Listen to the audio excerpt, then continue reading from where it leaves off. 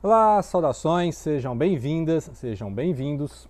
Vamos falar literatura, literatura e religião. Eu já falei em outros vídeos, né, sobre aspectos religiosos e algumas obras literárias, né? Várias obras literárias, até playlist de literatura e religião. E também fantasia, obras de fantasia e sci-fi, ou seja, ficção científica, também tem exploração desses temas de religião de uma forma ou de outra. Sempre tem esses aspectos de religião, né? Religião entendendo-se como um conjunto de crenças, ritos, né, oferendas, uma forma de encontrar-se com a divindade, né, não importa qual divindade no caso, mas pode ser politeísta, pode ser monoteísta, né, pode crer num absoluto, né, igual, por exemplo, um taoísmo, né, que crê num absoluto. Então, tem várias religiões no sentido de religarem, né, no sentido de religar com algum tipo de energia astral, espiritual, né, extraterrestre, né. Então, o espiritual está justamente nisso, né? Ou seja, alguma coisa além do plano material, além do corpo, né? Alma, espírito.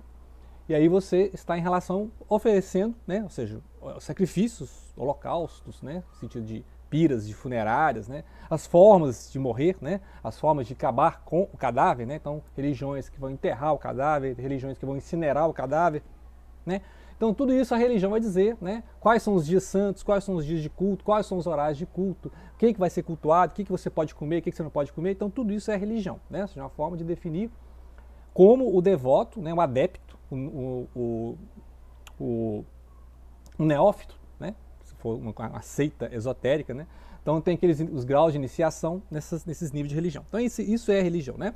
Então vamos falar, eu já falei do Tolkien, né? Lá dos Seus Anéis. Eu vou falar agora um pouco sobre o Guerra dos Tronos, né? O Game of Thrones, e falar também um pouco sobre o Duna e sobre o Problema dos Três Corpos, né?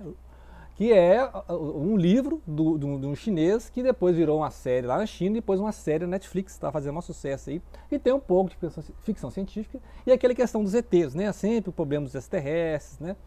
Muito bem, então vamos lá no Duna, que também tem um filme sensacional, né, do Villeneuve esse ano. E o Duna tem aquela organização de sacerdotisas, né, as Bene Gesserit, que elas vão assim, manipular não só em termos espirituais, mas também em termos genéticos, né? Então elas querem criar uma figura de um Messias, né? Messias, que tem a ideia do Messias tem várias religiões, né? Essa ideia de que chegará alguém esperado e que vai renovar essa religião e vai trazer a paz, né? Então, vários cultos têm essa figura messiânica. Que figura messiânica é justamente isso. Ou seja, chegará um ser, né, enviado por a divindade, ou, né, seguinte o cristianismo, por exemplo, a própria divindade encarnada, né, no caso de Jesus, né, pelo cristianismo, Jesus é esse Messias e ao mesmo tempo é o próprio Deus encarnado. Então, um exemplo de figura messiânica, o próprio Jesus Cristo, né? E aí tem lá também no islamismo, né, essas correntes do islamismo, os xiitas que estão esperando, né, esse ser também, os xiitas que estão esperando, né, também uma figura messiânica. Então, ou seja, vários, né, tem lá no budismo, estão esperando o senhor Maitreya, né, assim, tem vários grupos teosóficos, esotéricos, que unificaram uma figura do Maitreya, que é tipo, né, um Buda cósmico, um Cristo cósmico, né, um avatar de uma divindade. Então, ou seja, tem essas figuras messiânicas. E lá no Duna tem justamente a figura messiânica que vai ser encarnada pelo Paul Atreides. Paul Atreides é aquela família, né, que começou a incomodar o imperador, e o imperador fez um pacto, né, de traição com a outra casa rival, e aí teve uma guerra lá e a casa dele foi praticamente extinta. E aí ele sobreviveu num planeta chamado Arrakis, que é Duna, né, que tem aqueles monstros lá, aquelas minhocas gigantes, coisa e tal, né? Mas o interessante do livro é isso, ou seja, lá nesse planeta Duna, onde ele sobreviveu, as Bene Gesserit já incluíram na história desse planeta, já manipularam lá, para que as pessoas, os Fremen, que é tipo assim, parece um povo árabe, né, um povo do deserto, nômade, uns berberes, né, nômades mesmo assim, na areia, eles vivem na areia lá, né, aproveitando cada gota de água. E aí esses Fremen esperam que vai chegar o Messias. Olha pra você ver que interessante. O próprio Paul Atreides vai assumir ou não, né? Porque ele vai ficar nessa coisa, né? A mãe dele faz o maior esforço para que ele seja esse Messias, né? Ela deveria ter tido uma filha, mas ela pode escolher o sexo do filho, né? Em vez de dar uma filha, deu um filho, né? Então ela escolheu, não, ele vai ser o Messias. Então ela escolheu ele para ser o Messias. E aí ela vai, e os Fremens também, né? O povo lá do deserto vai achar que ele também é o Messias. Então essa figura messiânica está... E aí ele é bom ou ele é mau, né? Porque o Messias pode ser para o bem ou para o mal, no sentido dele ele vai mobilizar as massas dos Fremen lá para libertar-se dos exploradores, inclusive a própria família dele, né, que é os Atreides, e lá dos Harkonnen, que é outra família lá e tal, do Imperador. Ou ele pode manipular os Fremen e tornar um ditador lá, né? Então essa figura messiânica tem esse problema, ela pode se tornar um ditador, porque todo mundo confia nele, não, ele é o Messias, né? Então, aqui no Game of Thrones tem várias linhas religiosas também, né? Aqui no Game of Thrones você tem desde aquelas coisas mais xamânicas, animistas, né, que é os filhos da floresta, as crianças da floresta, e aqueles cultos pagãos às árvores, né? Várias né, assim, tem descobertas arqueológicas mostrando esses cultos às árvores, aos postes, né? Que tem aqueles totens, inclusive, né? Algumas tribos indígenas têm os totens, que eles vão decorando os troncos das árvores com imagens, né? E são árvores consideradas sagradas. Então esse culto pagão às árvores. Então tem aqui também no Game of Thrones, e tem também aqueles cultos aos sete, né? A fé dos sete, que aí é o pai, a mãe, né? O guerreiro, o ferreiro, a virgem, né? O estranho, né? O estranho que seria a morte, no caso, né? E esse estranho tem um culto particular lá em Essos, que é o outro lado, né? Que tem o Ésteros e Essos, né? E em Essos tem esse culto em que o Deus, ele é a morte, né? A própria morte, o Deus sem face. Né? Então tem também esse Deus, eles cultuam um Deus sem face. Inclusive esses adeptos podem mudar de face, né? Eles mudam a própria face, a personalidade, né? Então é interessante como é que eles fazem essas mudanças faciais, né?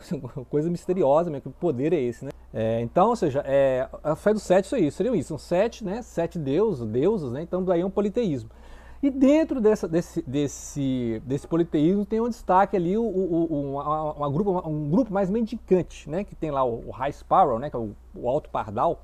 Que interessante esse Alto Pardal, quem faz o personagem, né, dele lá na série, foi também lá para essa minissérie da Netflix, né? Do Problema dos Três Corpos, que é aquele cara lá que vai fazer amizade com os ETs, né? Então a gente vai chegar nisso aí. O cara, né, é interessante que ele também faz essa figura meio religiosa, assim, meio estranha, meio misteriosa.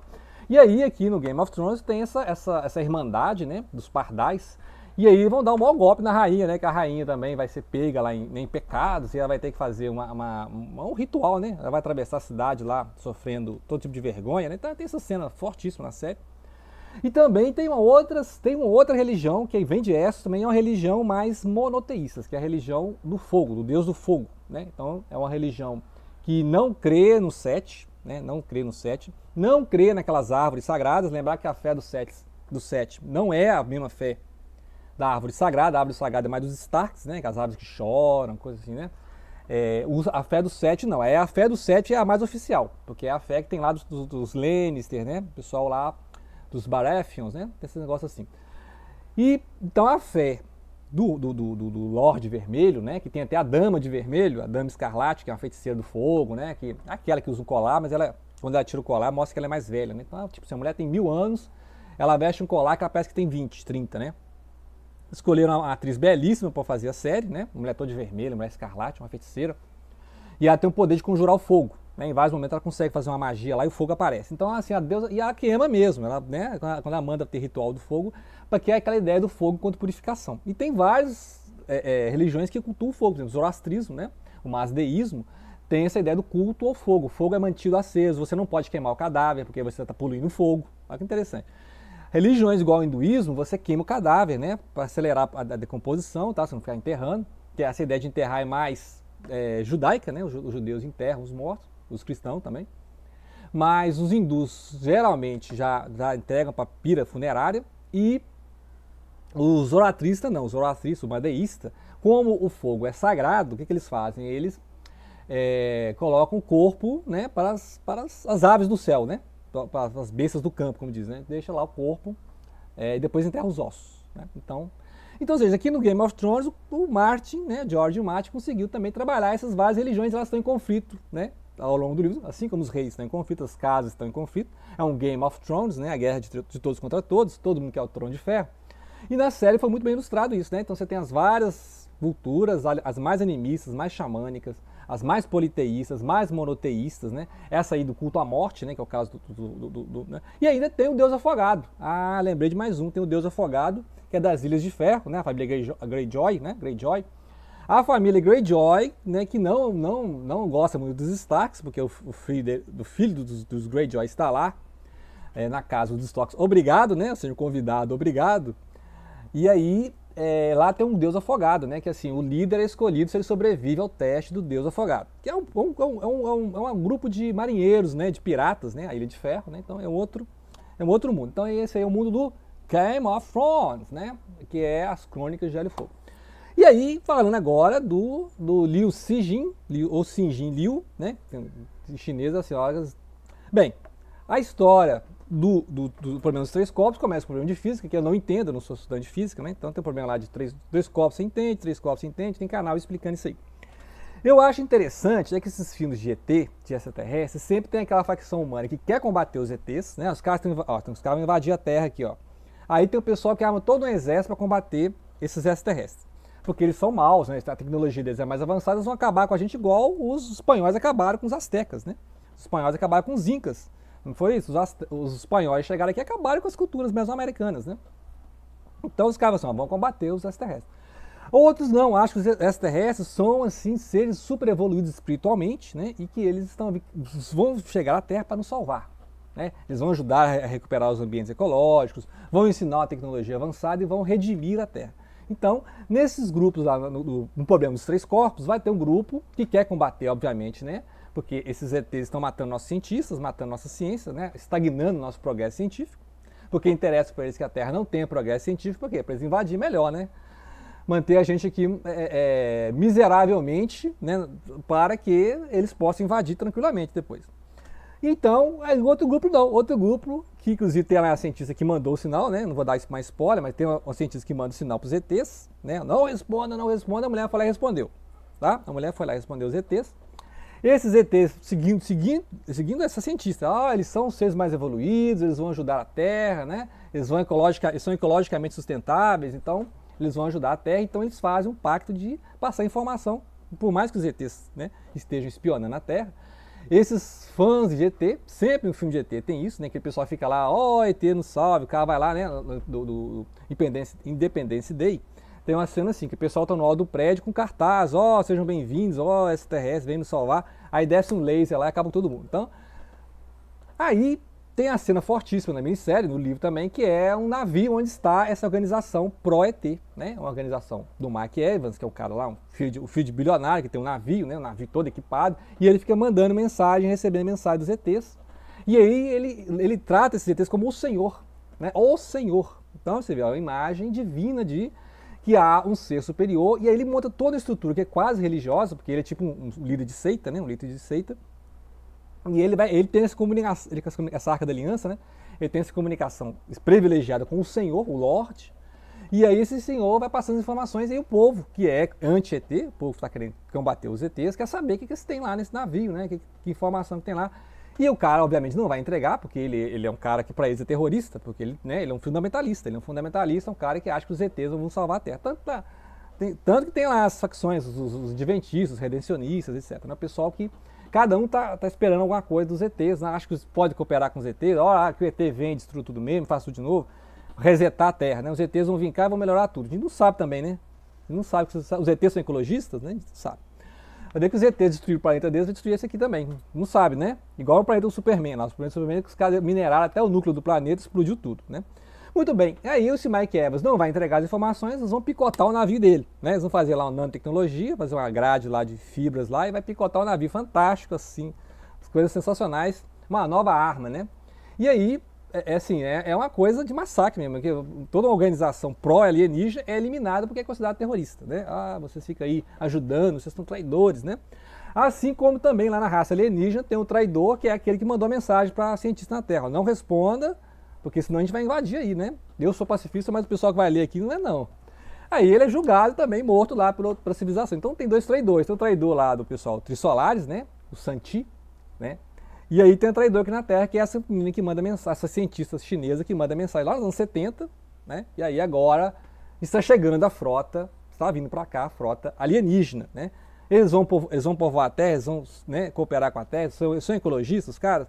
Ou eles vão devastar a Terra e fazer um novo planeta deles, né? Eles não sabem. Mas o interessante é esse aspecto religioso, né? Ou seja, essa ideia de que alguns ufologistas, né, ufologistas místicos, esperam que os ETs sejam do bem, né, sejam espiritualmente superiores, que venham com as suas naves salvar a Terra, né. Então, e aí, inclusive chamando de Lorde, oh, Lorde, né, o Lorde falou, né, tipo assim, eles estão endeusando os ETs e não sabem quem que são os ETs, né. Então fica aí a dica, né, de como fazer uma leitura religiosa de aspectos de fantasia, de ficção científica, né. E depois a gente pode falar sobre cada um desses livros, inclusive o Duna eu vou ler esse ano, né? Tá na promessa aí de ler o Duna, do Frank Herbert, ok? Então, grato pela atenção e não deixem de compartilhar.